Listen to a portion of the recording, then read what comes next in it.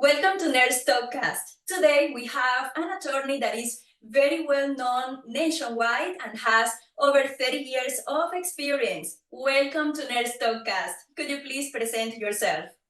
Hi, how are you doing? My name is Greg Goldfarb, attorney in Miami, Massachusetts, and all across the United States. Excellent, excellent. I would like to begin with this. What type of law do you practice? So I handle, primarily what I'm doing now is mass torts and insurance claims. Over the course of my career, I've pretty much handled most types of law.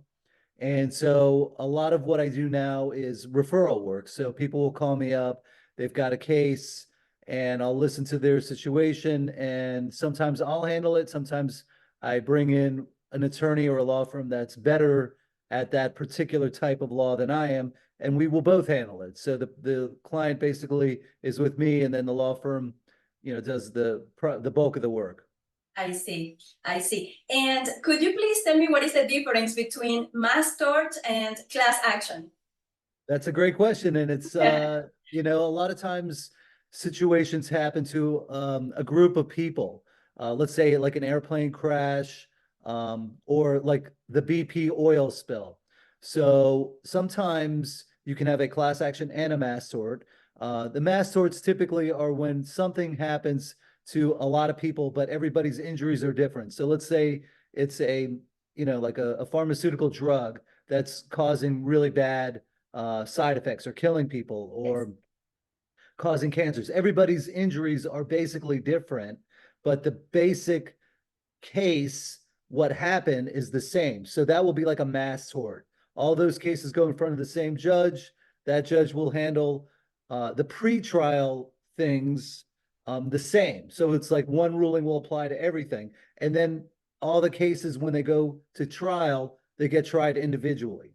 The class action is one case, one situation that affects everybody essentially the same. And it's usually like economic damages, like people were overcharged by a credit card company. And so it's really one case, one trial that will apply to everybody. And the damages or the monetary relief will essentially be the same thing for everybody. That's the simplest way to describe it. Sometimes you can have a mass tort that's also a class action.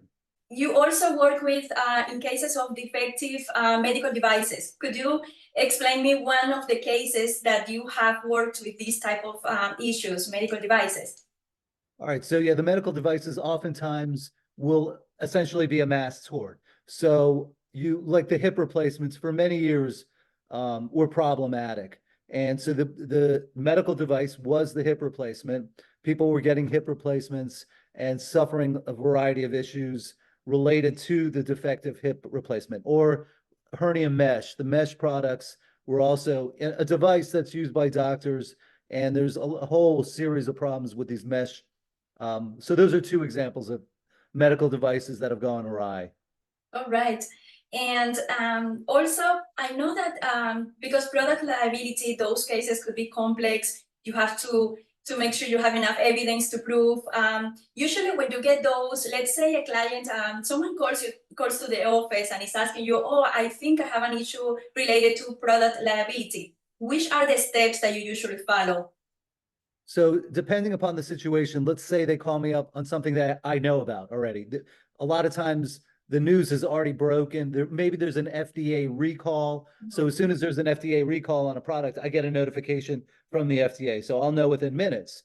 And so at that point, it's one of two buckets. Either I know the situation or I don't.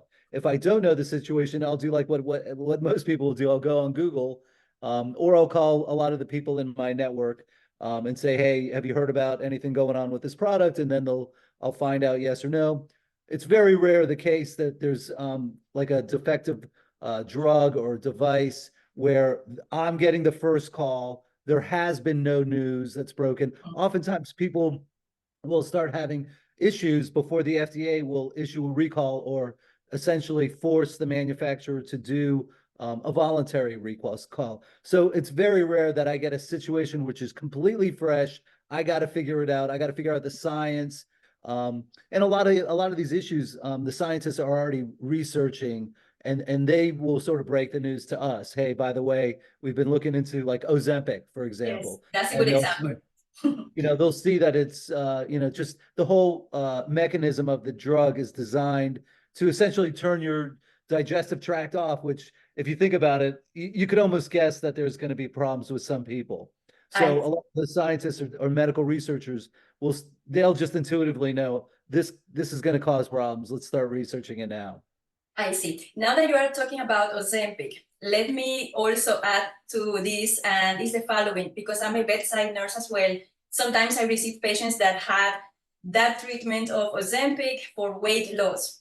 And sometimes they are admitted because they have an issue like abdominal pain, they have gastroparesis. So basically what Ozempic does is the following. It makes you feel full for longer time, so delays, and you have the stomach like full for longer time.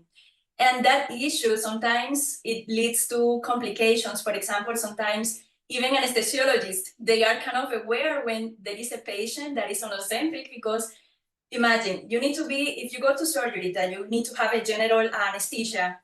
You need to be what is called NPO, nothing per mouth, for, let's say, from the midnight, the night before. But for these patients, they need to be longer time because they're still full. So higher risk for aspiration. That's another complication. Yeah, so it's interesting me actually seeing your reaction to when I say Ozempic and your experience, and you sort of validate, I guess, a lot of what we already sort of know. The manufacturers are fighting it, and that's what they typically do when these cases go to court. No, But it's always good for me to hear from the frontline people. Yes, indeed, these products are causing a variety of problems. No, not only that, sometimes imagine they have to go through to have endoscopy, because this is what happens. So much delayed, like that food content that is there, it becomes like a solid mass. And sometimes they need to have like an endoscopy to remove that, because it's something that is causing pain, discomfort, and unfortunately, depending on the situation, it could also lead to surgeries. Yeah. That's the truth. Yeah, well, the manufacturers, the pharmaceutical world, they're trying to make money, and they're trying to make money, helping people, and they do these drugs, and sometimes they help, sometimes they don't help, sometimes they help and they don't help, and it's a crazy world out there. You got to be really cautious when you get medications, to make sure that you know what you're getting into. And in that particular case, the major theory is that they're not real, they have to put on labels on the drug to give you warnings.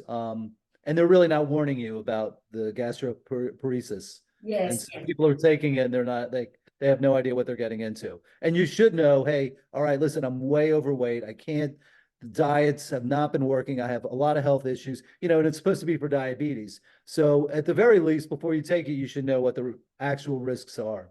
Yes, and what is funny about it also is because the real people that really needed it to control the diabetes, they couldn't find the medication. There was a time where they couldn't find the medication because so many other people using it for weight loss, and that was an issue as well. So then patients going to the hospital admitted with uncontrolled diabetes because they couldn't have the medication. So imagine, everything was in a situation that it changed everybody, because it was on the news. So everybody was like, oh, I want to weight loss. And some other offices, like primary care physicians, they were advertising, oh, do you want to lose weight? It's an easy way. Imagine people, sometimes they don't think about the risk. They don't do enough research.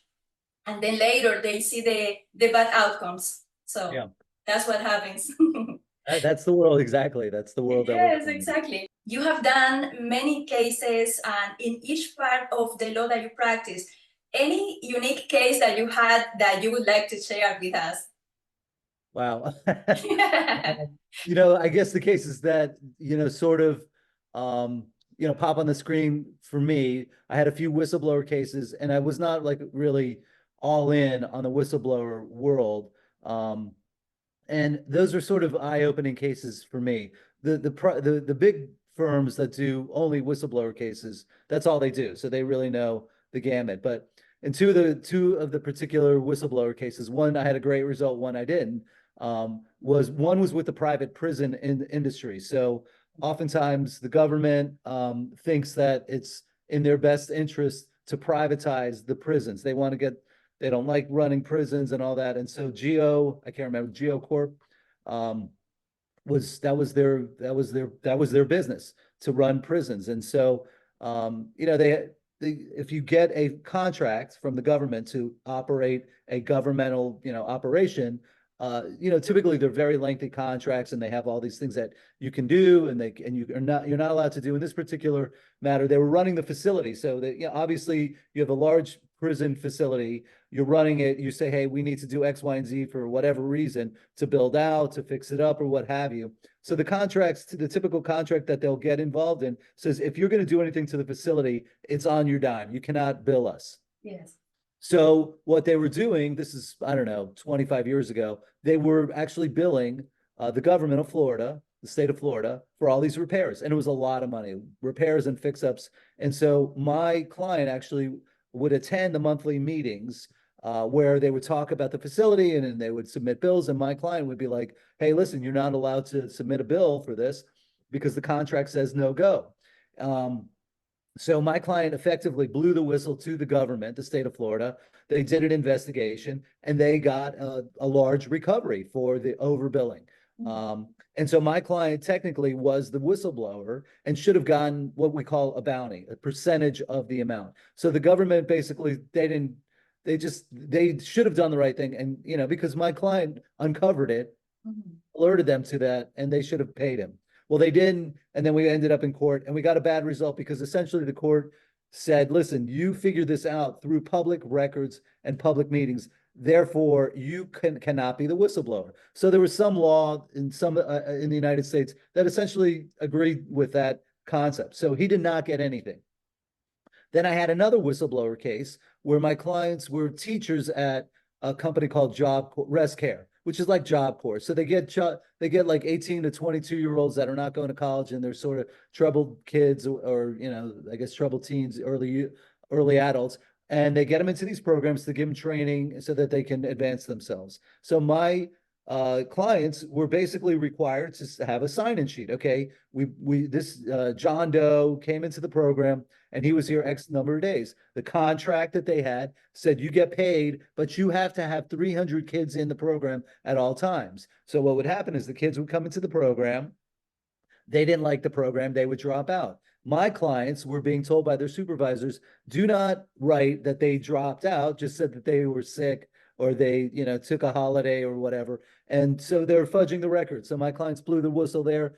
And that one, we got a decent recovery, and we didn't have this technicality. So those are two cases. I used to do a lot of police brutality cases. And, I could go on and on about some horrific, absolutely horrific situations of police abuse. And I fully support the police.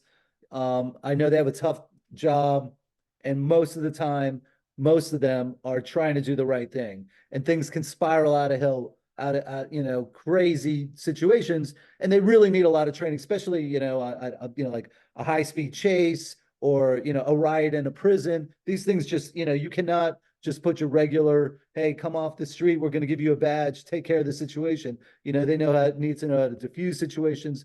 Yes. So I used to represent people with severe mental health issues that were attacked by the police because they were given no training. And so there's a judge in Florida, Steve Leifman, who for decades has been trying to get the police departments to train, because we know in Miami that there's a lot of people on the street that suffer mental health issues. Yes. And, it's just not, you're not talking to the normal person when you're trying to diffuse a situation. So I had a couple of cases that I got large verdicts, and then I ended up getting reversed in the appellate court on another technicality or what have you. So, it's nice when a lawyer can say, hey, and I'm sure if you've asked other lawyers, oh, give me an interesting case or whatever, they always tell you the good results. But the cases that I remember really are the ones that I should have won. And, I feel bad for my client, and, we lost on a technicality or, some nonsense. Let me ask you, you also do in cases of car accidents, right? Yes. Okay. How can you explain the difference between when this is a regular car accident case and when there is a delivery driver? Well, in many ways, there's really not much difference except for like potential insurance that might be involved. unfortunately, a lot of times somebody will call me up, hey, I was involved in a car accident. My number one thing is, are you okay? Do you need medical attention right now? What happened? And then I basically will assess the situation. As I'm assessing the situation, making sure they're getting proper medical attention and trying to collect whatever facts and evidence I need to do at that moment. One of the other things that we look into as lawyers is the insurance on the other side.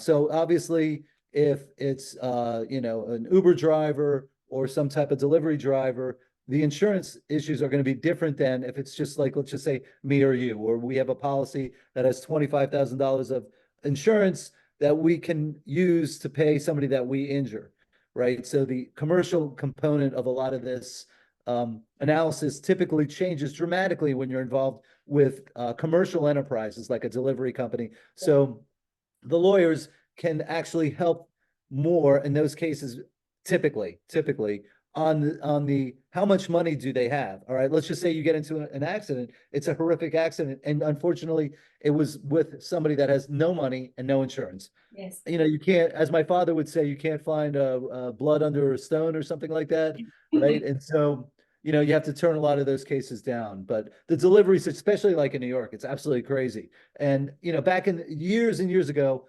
Domino's Pizza used to have a guarantee, a 30-minute. You're going to get your pizza delivered within 30 minutes. And I used to deliver for Domino's, and they'd be like, go, go, go, go. So they were encouraging you to be like almost reckless. And in one situation, I was so like, oh my God, it was like my first delivery, and I was delivering it to someone in a motel room, and I was so anxious to get to the room, which was right across. Like I parked, here's the room right in front of me, and I forgot to put the car in park. So I got out of the car, and the car hit the wall. Unfortunately, there was no damage or whatever. But I mean, so anyway, I digress. But that just, these things just pop in my head.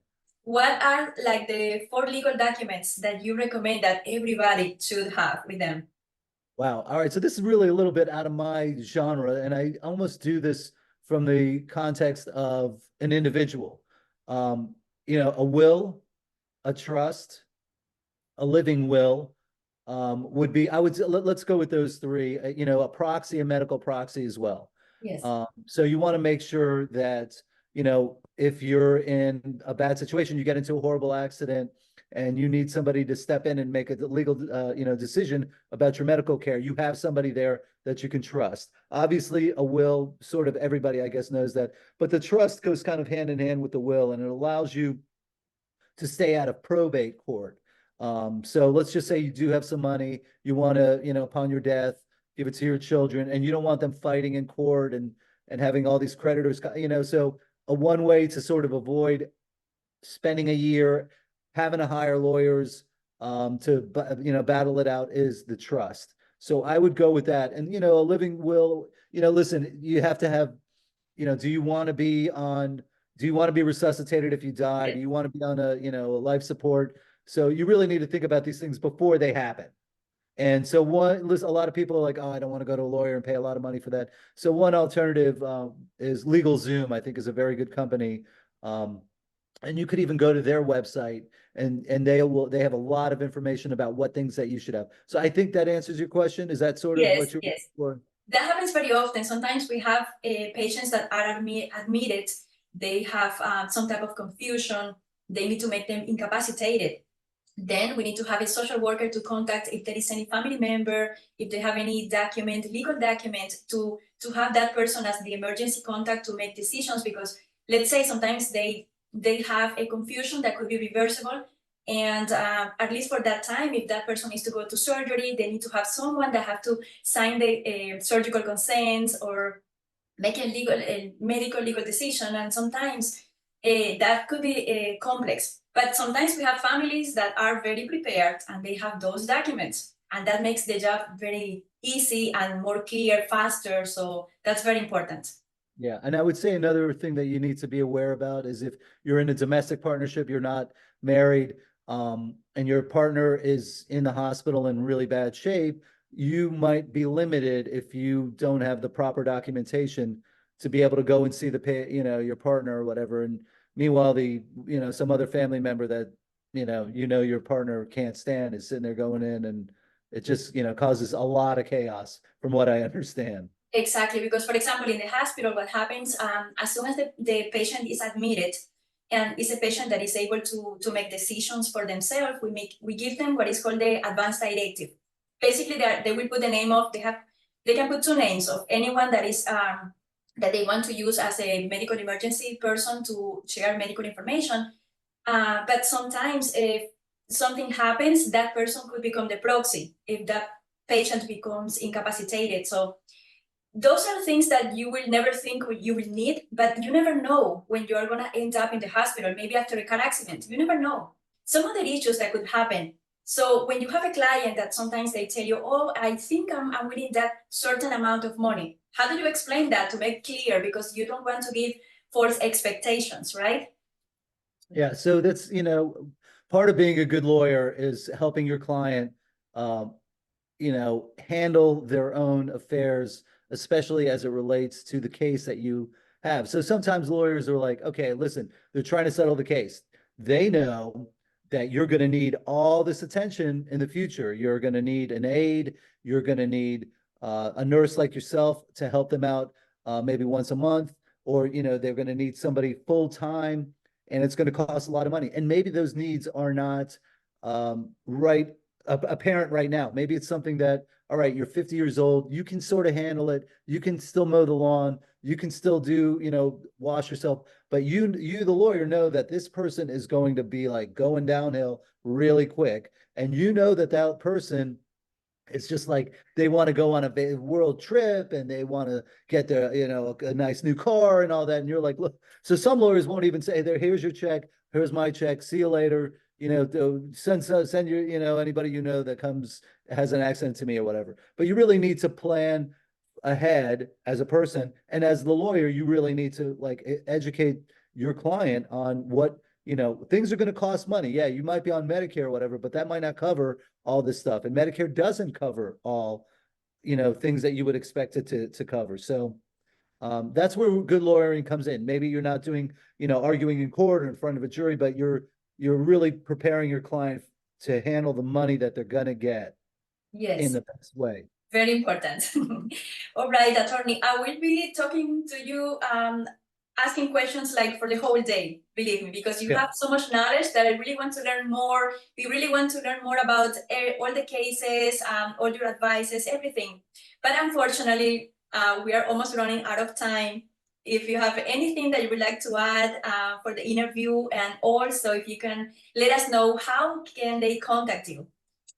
All right, so probably the best way to contact me is to go to my website, greggoldfarb.com, GregGoldfarb.com, or you can find me on Instagram. I'm under the handle Mass Tort Guy, one word, Mass Tort Guy. That's sort of my thing, right? And I have a podcast as well, and I know that you're going to come on my podcast. Yes. I'd like to actually talk about, I was making notes while we were talking about, in our discussion today. I'd like to talk about, Ozempic and how, what your experience has been, and also the documentation that you want, that you think people really should be aware of. I think those would be two great topics on my show. As far as, the takeaway, I would just say, listen, you don't want to have to call a lawyer, and you don't want to have to go and be, at a hospital and dealing with nurses.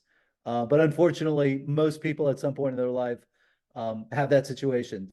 And so I know Kenia you'd be in great hands with Kenia, and you probably could help them if they have, if somebody has an elderly parent that, needs round the clock help or whatever. I would imagine that you'd be a good person to help get them, the best care possible or whatever. And I know my mother's got dementia and she's got round the clock help. And we spent a lot of years going through various aids. She's, my father and I and my sister, and it took a while, but we finally got it. But it was a lot of headaches or whatever. So I know someone like you probably could help people out in that context.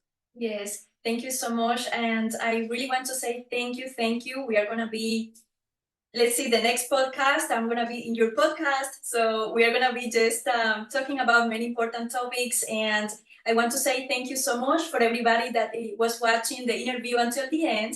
Thank you for being in our Stockcast, and I'll see you soon.